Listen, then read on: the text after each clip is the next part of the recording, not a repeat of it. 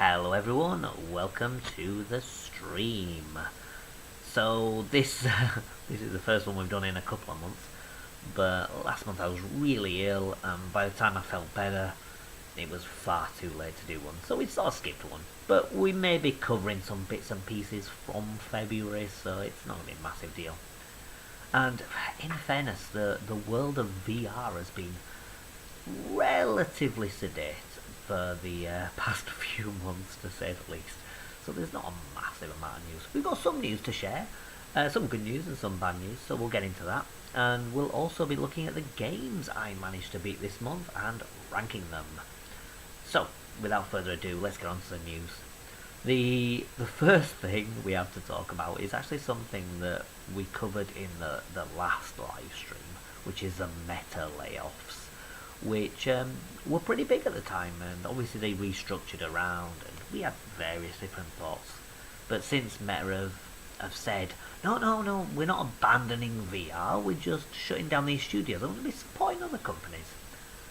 So far, though, their actions seem to not really reflect that.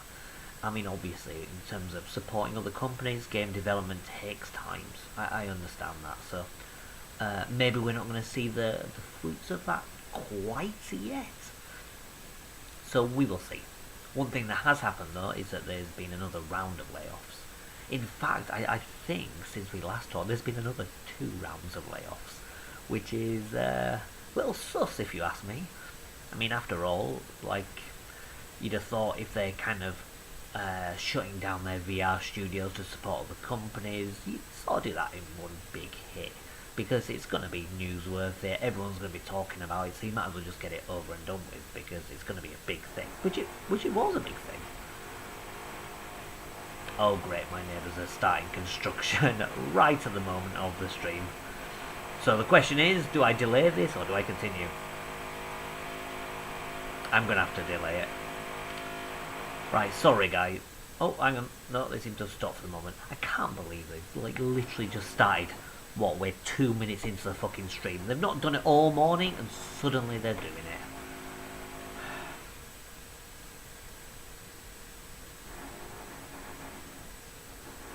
Right. Well.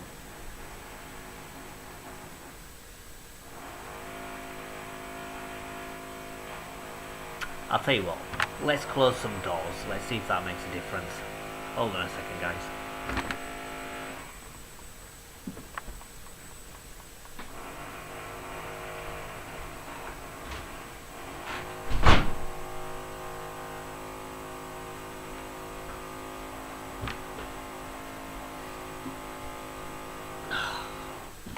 If anything, it's made it bloody worse. Right. Well, I'll tell you what. I'm gonna go through it and just hope that the drilling stops momentarily. These bastards have been at it all day, every day. And because they hadn't started yet, I just assumed that I was free to do it. Which is why I'm doing this days earlier, because I thought I might as well do it when it seems to be quiet. But no. So anyway, there's been the Meta layoffs, and they've done a couple more since, which isn't a good sign. I mean, the fact that they've not done it in one go, and they've done another couple of rounds, it's not the best sign, really. But we'll see how it goes. I mean, maybe I'm wrong. Maybe it's not the end of days for Meta's headset. But for me, it seems to give off the indication that they're sort of starting to get bored of it and want to focus on their AI glasses. But I'm hopefully wrong, because more competition is always great, especially for VR, which really needs to get off the bat. So with stuff like Steam Frame and PSVR 2 and Meta, all those just kind of makes the whole ecosystem grow. So I think that them going out of the ecosystem would be a bad thing overall. Speaking of the Steam Frame, we've got some good news and some bad news. They've confirmed that it's definitely coming this year, even though it has been delayed beyond their early 2026 expectations. The problem is that I wouldn't get your hopes up in terms of prices.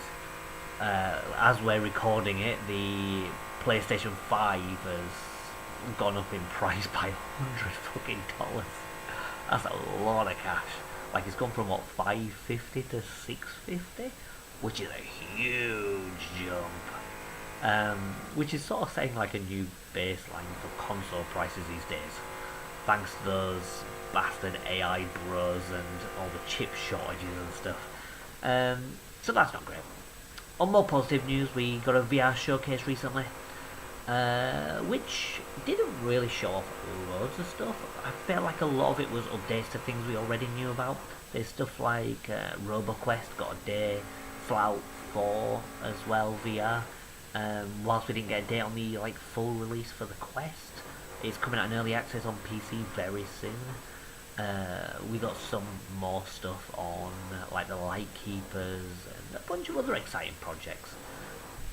We also got the trailer again for Little Nightmares VR, which was actually announced a couple of days prior.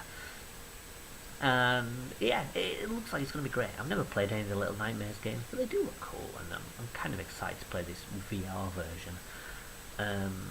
Hopefully it should be neat, and that's next month, I think, as well. I think it's like later next month, so it's not even a long wait. It's kind of weird, really, that we have this announcement, and then a couple of days later is a showcase. It's like, yeah, and they're sponsoring us to show this trailer again. But whatever. What else did we have? Oh yeah, we had the announcement for Payday VR, which is neat. I mean, we do have like a mod for Payday 2, which made it in VR, which I've heard is pretty good. But having like one that's made for VR and a brand new entry, I think is pretty exciting. Especially playing on the Quest 2, because the Payday 2 one is obviously PC VR. So having this would be cool, especially if they can get it cross-platform. The good thing is Fast Travel Games, they make some good games. Like, they've made some great games, and their last multiplayer game that I played, Mannequin, is the only VR multiplayer game that I actually play. So I'm excited for Payday. I've never played a Payday game. I like the idea, but I don't really like multiplayer, so it's finding people to play with. But playing this with my VR chums, I think will be pretty cool. So I'm excited for that one. And finally, I mean, the last major piece of news, I suppose, was that we got a couple of new Virtual Boy releases, which will be reviewed on the website and YouTube channel very shortly. We're still working our way through every week with Virtual Boy reviews, so expect one for Mario Tennis and Mario Clash in the near future. Spoiler alert, Mario Tennis is a bag of balls and bag of tennis balls, and Mario Clash is better than I expected, but it's not exactly going to blow you away. But expect more details on my thoughts coming at a later time. In terms of releases, it's, as I mentioned before, it's still been quite quiet. I mean, this month we got Made of Scare VR, and The Boys VR has literally just dropped. Made of Scare we have reviewed, and not great, honestly. Like, it's a game that you could kind of feel like the game underneath is pretty neat, but like they made a piss poor job of porting it. Like, there's frame rate issues, like the resolution is garbage, and worse still, like they've just made no attempt to make it VR worthy. Like, the only VR thing they really added was like the ability to cover your mouth with the controllers, but the problem is the detection for the controllers doesn't seem quite right, so it works like half the time, and when failing results in you getting pretty badly hurt. I found that just sort of running around and trying to solve puzzles and then be like, okay, let's do another loop just to make him run away from where the puzzle is, and okay, now do it, and then right, fucking let's go to the invisible boundary where this guy can't pass. So yeah, it's not great. Things may be patchable. I mean, I can see a lot of it that they could potentially fix, but they need to do a lot of work. It's quite surprising because it's not exactly their first VR game, so it's not like they can't say, well, we didn't really know what to expect with VR, because they've released like a couple of VR titles, which is a strange thing, but never mind. And The Boys, yeah, I mean, I've got no interest in The Boys TV series, and the trailer for the game didn't exactly win me over. So I was kind of thinking maybe I'll cover it, maybe I won't. I kind of expressed my interest, but didn't really chase it up all that much. And then from what I heard, it was sort of mediocre, so I dropped it. I've heard some people that can enjoy it, but it seems like it's got some pretty poor, like, stealth stuff. I mean, it could be like I saw a comparison.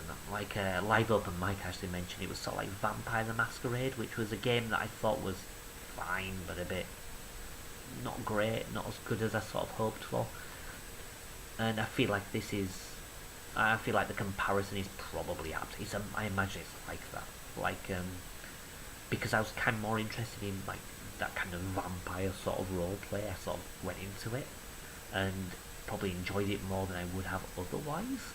And I think similarly, if you're going in like a superhero role play or the boys role play, um, I kind of think maybe you'll enjoy it a little bit more, but it's still not going to be great. It's going to be a kind of mediocre experience. It's just that it's not going to be a complete waste of time. Whereas if you don't have that kind of attachment, you're probably going to fall off. But I don't know. I've not played it. This is just from what I've heard. Um, we have Star Trek as well releasing very soon, which I'm not sure if I'm going to cover, to be honest. Like, it does look more interesting than the boys, but again, it's a very kind of like stealth-based kind of thing, and it seems like, I don't know, it's not really what I expect from a Star Trek game. I'm not exactly a huge fan of Star Trek. It's something I never grew up with, so I can take it or leave it, to be honest. In fact, I picked up another recent release called Among Giants, which is sort of like Shadow of the Colossus VR. Kind of like Behemoth, I suppose, but like an indie version, and not so icy. And that was cool. I've not tried it yet, so we'll see how that goes. Anyway, with all that out of the way, there's a little bit further news which I'm going to save to the end, but it's time to look at the games that I've beaten. Now, as usual, what we'll do is we will have a look at the VR stuff first, and then we'll go on to the non-VR stuff, because, you know, I beat a fair few games this month, and a lot of it was sort of flat. There's, in fact, I've actually been doing the PolyQuest, which is something that the Polykill podcast is doing, where they sort of have a spreadsheet-based quest where tile by tile you beat certain games that fulfill certain criteria. So I've been hammering through games mainly to complete that. But now I see my VR games potentially kind of going on the increase. Like, I'm working on a couple of games at the moment. There are a bunch of games that I'm playing on the Steam Deck as well, so there's going to be some flat games and VR, but I think it's going to be maybe a bit more half and half this month, but, you know, we'll see then. Anyway, the first game on the list is Killer Frequency VR. Now, this game, interestingly, I played the flat version and reviewed the flat version like a few years ago. So I was kind of interested to see how the VR version would hold up. And it's okay. I mean, it's got snap turning, which you can't turn off. And I find that the VR interactions are sort of iffy. But the worst thing for me, really, is that, like, the second time around, I found that some of the conversations went on a bit. It's like, yeah, I kind of know all this. I just want to proceed. And there's some things as well where, like, it's sort of, you kind of have to go through the motions. And, yeah, it kind of, I didn't warm to it as much as I did with the flat version. Partly because of the interactions and partly because of everything else.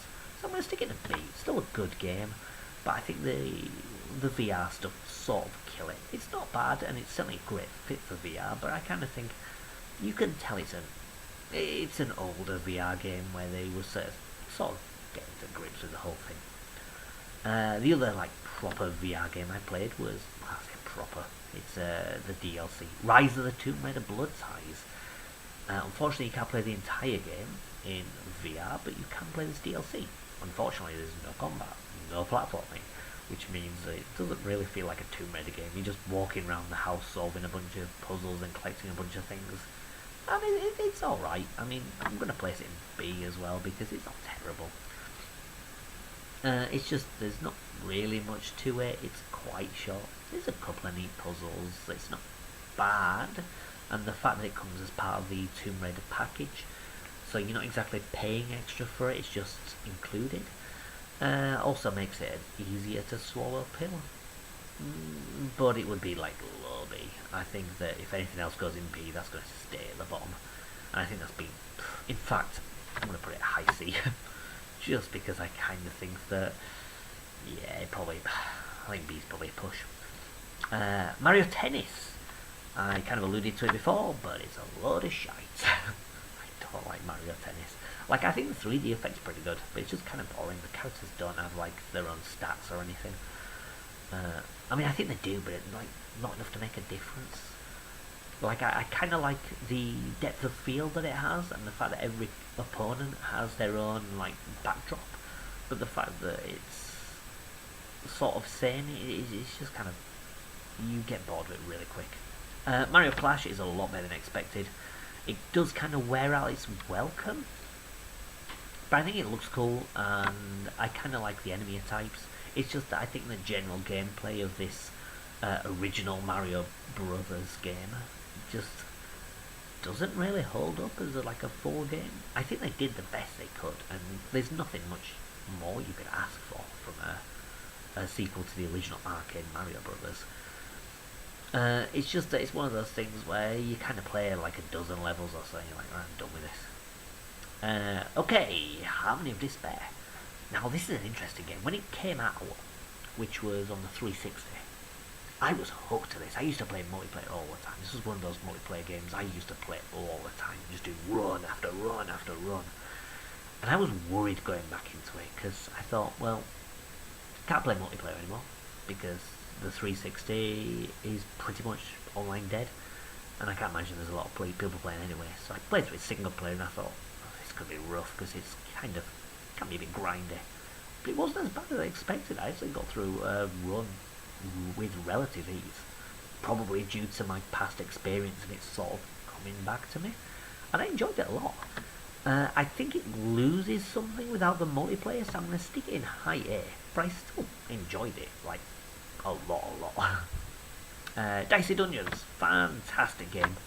I think it's an S tier, just because there's so many levels. There's, 36 stages plus the finale, and then you've got like the extra content too. There's the Halloween special and the reunion, which are, not as good as the main game, but still pretty decent extra content, which gives you 36, 42, and I think there's 5 in Halloween, 45, so I think 46 different styles of missions.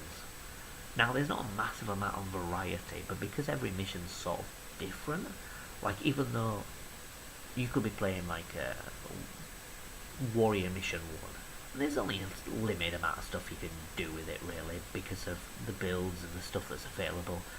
So it's not like you can do a million different playthroughs, and they're all the same. But still, it is nice that you do have some options at least, so you can play them a few different ways. So I reckon you could probably get like 150 different variations at least of the game, which I think is more than sufficient. So I even though it could do with a little bit more content, I still think it's an S tier one. Lords of Shadow. I replayed these games, and I haven't played these since the 360 era. Like, I may have mentioned last time, but I got an Xbox 360, and I picked up some old classic games and stuff, and Lords of Shadow was one that I was looking forward to playing again, because I used to adore it. And yeah, it's still an absolute banger. Why can't I change it? There we go. And it's still an absolute banger. Like, I even think this may be my favourite Castlevania game. Like, it's so good. It's like epic, and the gameplay has so much depth. There's so much content. Like, the voice acting is fantastic. The story's great. Just so good. Castlevania Lords of Shadow 2, on the other hand, is a definite step back. Like, the story is muddled. Like, I think the overall story idea is good. Like, I like the fact that they're sort of conspiring against death. I won't reveal too much more, but there's sort of like a kind of a deeper plot which makes it sort of more believable, because you are playing as Dracula, you're playing as a bad guy. So, they kind of want to make it sort of believable that you're kind of the bad guy, but also not irredeemably bad. They want to make him an anti-hero. Like, in Lords of Shadow, he was a hero, he was a flawed hero, and he became gradually more of an anti-hero as the game kind of went on and the story progressed. Lords of Shadow 2 though, I think the story's mixed. It's got some things where it just doesn't really make any sense. The stealth bits are absolutely diabolically bad. But I still think it's enjoyable. I'm still going to stick it in like high B, because I think it's still worth playing, but it's definitely a huge step down. I haven't quite replayed Lords of Shadow Mirrors of Fate yet, which is the middle entry that's a 2D Metroidvania. Mainly because I'm waiting for an Xbox sale on it. You can buy it on Xbox One, it's backwards compatible, and I kind of want to play them all on the 360. I do own it on the Steam Deck, well, on Steam, but I've not replayed it. I just own it on there, I've not even played it on that yet. But I kind of fancy playing on a big screen and stuff, so I'm kind of weird. First Squadron, I put out a review very recently. It was last week, so really recently. And I enjoyed this a lot. Like, the original First Squadron was a decent Star Fox game. But Phoenix is like a big step up. Like, visually it's a big step up, gameplay is a big step up. I would say this is really good. I wouldn't place it in S rank because there are some flaws. I think the leveling system doesn't quite work. I'm going to place it below. I mean, it's better I do it like that game.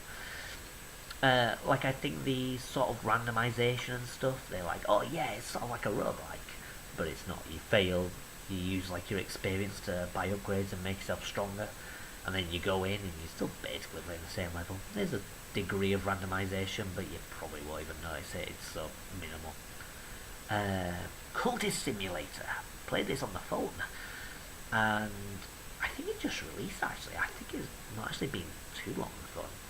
Same with Shotgun King, which I've got afterwards. And yeah, I mean, it's pretty good. I mean, it does very little to actually teach you the mechanics, and I think that is the main issue with the game, but it's still enjoyable. I like it. But it's one you kind of have to stick with, and you have to kind of... It's grueling as you're learning, so I can't place it higher than a B, and I'm going to place it under Lords of Shadow 2, but I think it's worthwhile. You just have to work to get there. Shotgun King, on the other hand, I think is fantastic. I think it's one of the best roguelites.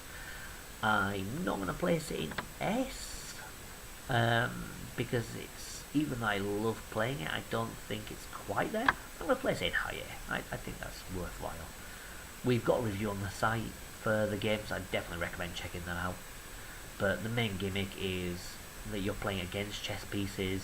You've got a shotgun and can move a space at a time, but obviously your shotgun can just eliminate loads of stuff really easy. You have to reload by moving a space, so you're constantly having to kind of keep moving. But the main thing is, every time you complete a stage, you get an upgrade, but so does the enemy. So you have to kind of balance it. It's like, okay, I want this, but the enemy's going to get this, so is it worth the trade-off? And I think that's a really good twist.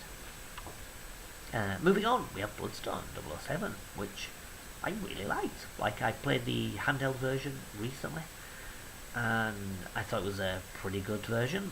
But yeah, Bloodstone 007, the console version, is really good. It's not perfect, it does have some issues. It's not like upper echelon 007 games, but I still think it's like worthy of an A. I think the racing in particular is very good. So I'm going to place that in A, and I'm going to place it under First Squadron. Still really good though. 007 Racing.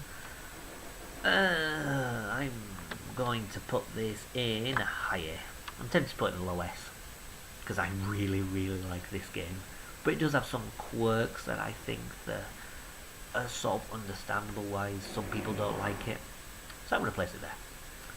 I'm going to have to try and blast through these because the construction's starting again. I thought I was lucky and it was stopping, but never mind. 007 Legends. Well, this is a game that surprised me. Like, it started and it was fucking terrible. It was like as bad as I'd heard it was. But this is the first time playing it, so, I wasn't expecting much. And then after that, I improved for a bit. Like, the License to Kill and On Her Majesty's Secret Service, that was pretty good. And then you get Die Another Day, which is a load of bollocks at the start, but then, like, the car bit is pretty good as well. And then Moonraker is, it's fine. So yeah, it's very mixed. Like, when it's bad, it's fucking shit. But when it's alright, it's alright. I'd say, like, The good stuff is B-worthy. I would say if it was the quality of the good stuff, it'd still be unambitious, but it'd be B tier. But because like the bad stuff is D tier, I'm gonna have to kind of squeeze it in C tier. I want to put it higher than Rise of the Tomb Raider just because I probably would go back to 007 Legends, even if I only just go back to a few stages. But yeah, Young Rhythm. Okay, this is like Parappa the Rapper, but for the Sega Saturn. Like the songs are really good. It's just that the gameplay is shite. Not shite. It's just that you press buttons and directions on the D-pad and stuff. The problem is that sometimes you can get it fucking perfect. Like you will get it directly in the symbol that you need to press it on, and then it just say bad, and then you get it and it won't be anywhere near the symbol. It'll be like fantastic, wow. So like yeah, if it worked properly, I would say this is an A-rank game easily, but it just doesn't work properly, and that just makes it super difficult. Like the main thing is you start committing faults and it's gonna go down your rating super fast and you'll fail the song. So just like staying through to the end is really difficult. So I'm gonna put this in just because I like the music. I am gonna put it in B, but I'm gonna put it right to the bottom of B. Okay, the Oregon Trail. Game I never played before. Not super popular in America. It used to be like on all the school computers. But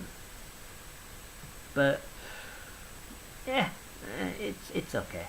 There's some kind of charm to it which I did enjoy, but I'm never going to go back to it. And in that case, I'm going to place it in C.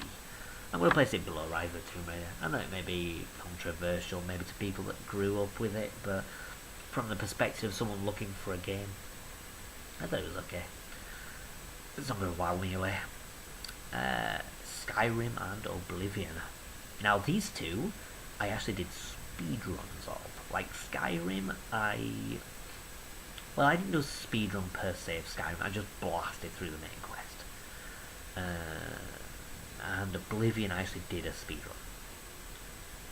And yeah, so like part of it's going to be my experience of the game in general, part of it's going to be based on the speedrun. But I mean, heck, Skyrim's really good. Skyrim's got its faults, like the factions and stuff are shit, but it's such a good world to be in. There's like all the dragons and stuff like that. There's so much to do, so much content. I mean, it's hard to place it in anything other than this. I mean, I think the criticism of Skyrim is just that compared to Oblivion, it just doesn't match up. Like, Oblivion is so good. The problem with Oblivion is some of the mechanics are slightly dated, like the leveling system, which is why I'm not going to place it right at the top. I think the remake that they did, like the recent remake, that would probably top of S if I was playing that, because I think that the changes they made and obviously the visual improvements, I think that made it flawless. But the original, I still think is really good. You just have to be very aware of certain mechanics. Like I think the persuasion mechanic just doesn't make fucking sense. Like I'll do it, you'll try and talk to someone and you just be like, what the fuck am I even doing here? And then I'll say there's some things where you'll just start, you'll think, oh, I'm not going to fast travel, let's walk. You'll upgrade your athletics and suddenly all the enemies will fucking pummel you to the ground. So it's one of those games that maybe is worth playing on an easier difficulty if you go into it for the first time, because it can fuck you over just because of how some of the mechanics work. But the quests are so damn good. It's such a good game that it's hard to criticize too much. Super Mario 64. This is another game that I did a speedrun of. I did a 16-star speedrun, so with all the backward long jumps and stuff like that, but still playing a bunch of stages. And it's fun, yeah. I think that the problem is, mainly on the 3D All-Stars version, like using the Switch controller. On the N64 controller, it's not as bad.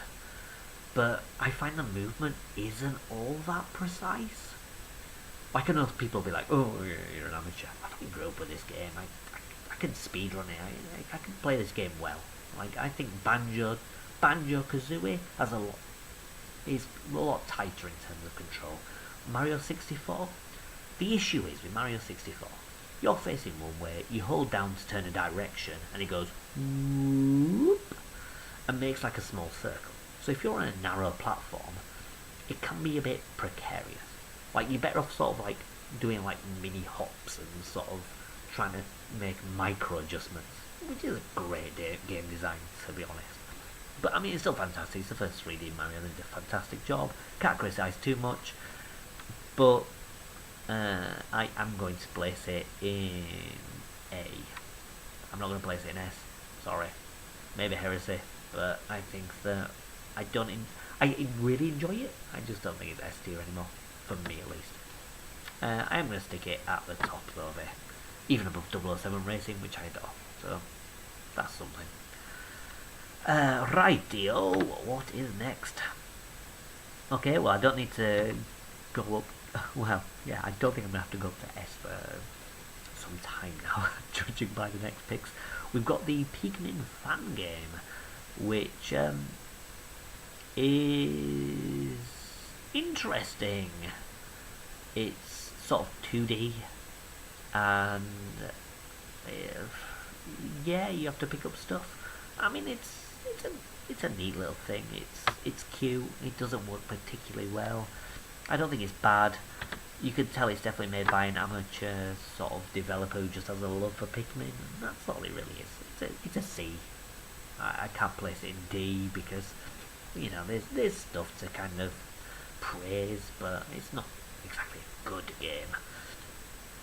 Same with Pocket Monsters. Like, Pocket Monsters is one of those unofficial games that released for the Mega Drive that some dude just did. I think it's a ROM hack of another game or something, so I just think it does have a foundation of another. Some of the platforms don't really work properly. They have creatures that look like Pokemon sometimes, and then sometimes they don't. There's bits stolen from other games as well, like partway through it becomes Quackshot. And it's like, oh yeah, we'll choose like the later levels in Quackshot. No, they're fucking nice. I know this. I think they've even got like all the Pete stuff and stuff, so I don't think they've changed it that much. But it's alright. The bosses are spongy, and it's quite clearly like an unofficial release. But it's alright. Again, I can't place it higher than a C. I enjoyed it though. I'm gonna place it here. I mean, this is the second time I've played it, so the fact that I have replayed it means I would replay it. So I kind of have to place it above everything else, but yeah. Asterix, the secret mission. I got a lot of nostalgia for this, but it's a bit shit. I don't want to place it in D because the first world is pretty good, and then it's just like later on it just becomes a bit obnoxious. So I'm going to place it in C. In fact, I'm not even sure I'd replay it again. I replayed it and I'm just like, why the fuck did I replay this? Yeah, it's alright. I'm going to place it above the Pikmin fan game, but lower than Oregon Trail. Because I didn't really enjoy it, but I can't say it's terrible. I'm not going to place it in D, but it's not fantastic. What I am going to place in D, though, is Time Traveler's Guide to Past Delicacies, which I kind of appreciate the art style. It's got like these sock puppets and stuff. It's a bit weird and a bit kind of experimental. It's not very fun, and it doesn't work properly. Like, you've got to grab stuff, but you grab stuff and it just falls. You have to kind of press the grab button twice in order to hold stuff, just because. And there's stuff where it's like, there's a machine that generates all the ingredients, so you just use the machine, generate the ingredient, put it in the blender or the frying pan, one of the two. And it goes like to a random mini game, which are probably the best parts of the game, but they're only the best part of the game because the rest of the game is so garbage. So yeah, I'm going to place that in D tier. Sorry, developer. Right, Sonic on the Master System. This is going in S. Bottom of S, but it's still going in S. I think Sonic on the Master System is near flawless. Apart from Bridge Act 2, which isn't that bad, it's just that it's an auto-scroller. The rest of it is pretty much faultless. I mean, the frame rate's not great, but it's fantastic. Like, I really wish that, like, you saw those Sega Ages games. They did Master System games, and then it's like, oh yeah, here's Sonic 1 and Sonic 2 for the Mega Drive. What, where we already have perfectly good 60 frames per second versions anyway. It's like, I don't understand why they didn't do this game, because this game is really good. Better than the Mega Drive version, in my opinion. Like, you ask me to play the Mega Drive version, I'll get to Spring Yard Zone, and I'm like, fuck this shit. Like, I think the Mega Drive version is really good, it's just that there are stages where I'm like, I don't like this stage.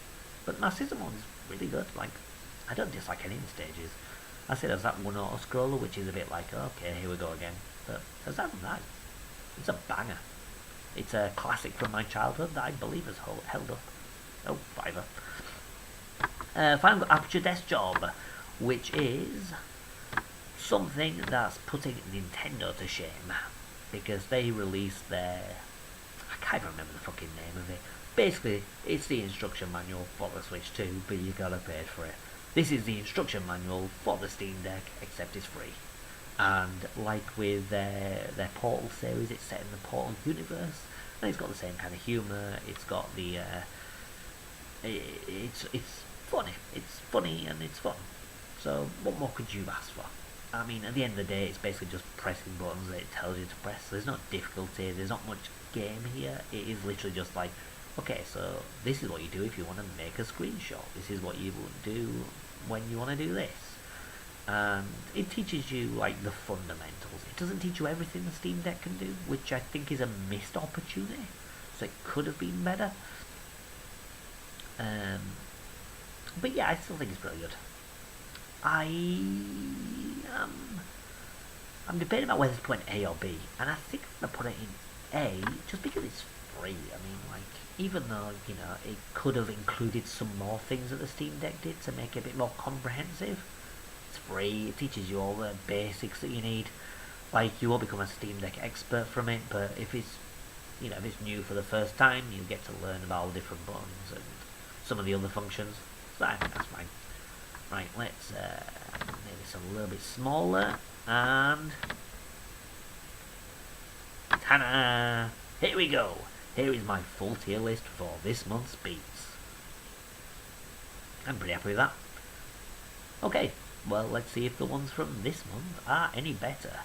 We definitely had a bit of a mix, like, yeah, it's like 51% in the lower half and 51% in the upper half. So like the B kind of stuff, which is good but not great, and below is kind of just a little bit above the, like, the really good and fantastic tier. But hey ho. Anyway, thanks for staying tuned. Sorry the audio isn't better. Like, I managed to get this microphone working for the Banjo-Kazooie tier list, and then for this, I just couldn't get it working. I was pissing around with it for an hour, wasn't working, so I just knocked on the head. Sorry about the construction as well. Hopefully those bastards will be done in another month and we won't get any more noise. But, yeah, just be constant. Oh well. Anyway, one final bit of news before I go is just related to the site. You may have noticed a few bits and pieces, a few changes. We've got like the VR index and the non-VR index now. That's because I sort of want to include both VR and non-VR games. Like, I realise that the first half of the year is usually quite hit and miss in terms of VR releases, and there's not really much going on. So it's kind of like, do I review stuff that I don't really want to review just to fill in space? Or do I cover like old stuff that probably isn't going to get a lot of interest? It's just sort of filling out a gap. Or do I sort of kind of find a middle ground where, like, you know, before when we covered, you know, Switch stuff, do I then do a mix? So yeah, I'm going to do that. So there's going to be flat games and there's going to be VR games. My aim is that I am going to do one of each, ideally. At the moment it's a bit difficult with all the virtual voice stuff, so you'll see a sort of mix. This month I'm having 3 releases per week, which should hopefully help counteract the virtual voice stuff. But then it's going to go back to 2. The idea is that the flat stuff is going to be written reviews only, so that the channel remains VR focused. But the VR stuff, there's going to be written and video review at the same time, so it's going to be split. I also plan that if there's going to be any DLC reviews, because they're video focused, they're going to be extra. So we're going to have a Tuesday and a Thursday review. Probably Tuesday is going to be flat, Thursday is going to be VR, because that's typically when VR releases come out on a Thursday. It might change, but generally that's how it's going to be. And then if there's DLC stuff, or like random bits and pieces, like a demo or a preview or something, I'll stick that on a Wednesday. So yeah, expect to see that. I will be covering some games as well that are Steam releases, mainly because it's going to be Steam Deck focused. My computer is shit, so it's going to be the Steam Deck that I'm going to review and stuff on, which is good because I get to show off, how well does this run on the Steam Deck. Whereas PC, it's like, if you've got a good PC, it's going to run fine. If you've got a bad PC, it's not. So there's not really a lot I can say about it. Whereas the Steam Deck is sort of its own thing, so I can sort of say, how good does this look, how well does this perform. There may be Switch releases too as well, like I've got a couple of guest reviews coming up for the Switch 2 for Mini Shoot Adventures, which is going to be next week, and then hopefully Blueprints isn't going to be too long afterwards. We already had a Switch 1 review with First Squadron, so there's going to be a mix of stuff. I anticipate a lot of it's going to be Switch based or Steam Deck based, but there may be other stuff too. I mean, like obviously we've got Rise of the Tomb Raider Blood Ties I played and I am going to review too. So we've got stuff like that for PSVR, which is going to be an older release, but it's something, So that's basically going to be the way forward. We're going to be sort of having flat stuff and VR stuff, so we can sort of balance it out. How things are going to go, like towards the end of the year when things get a bit busy, I don't know. I will probably prioritise the stuff that I am most interested in, and then anything else where I'm interested in it, but it's just going to have to wait, then I'll probably do that later. Or the alternative is I might do a playthrough, because obviously with my channel I've got the playthroughs on a weekend, so maybe I'll opt to do that for some releases. So I've got like a review of the thing I'm most interested in, and then a playthrough, and then a review at a later date for other stuff. I don't know, we'll see how it goes. But that's basically how it's going to be. So don't worry if you're here for the VR stuff. There's still going to be plenty of VR stuff. The channel is going to be VR focused. There's going to be like random VR shorts and VR content every now and again.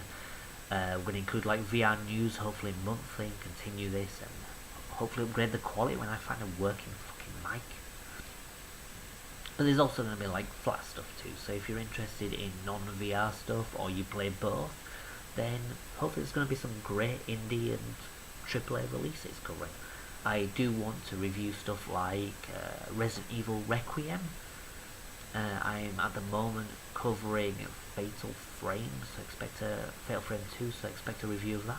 So expect stuff to be coming. Both flat and VR. Anyway, I'm rambling, so I'm going to stop. So thanks all for joining, and hopefully I'll see you next time when hopefully things will get more of an actual format. Like I had things at a format near the start, so that was why I was punchy, and then I did obviously the tier list and the further ramblings, so that's when it started to get a bit out of control. But never mind. Right, anyway, thanks all for joining, and I will see you next time. Bye folks.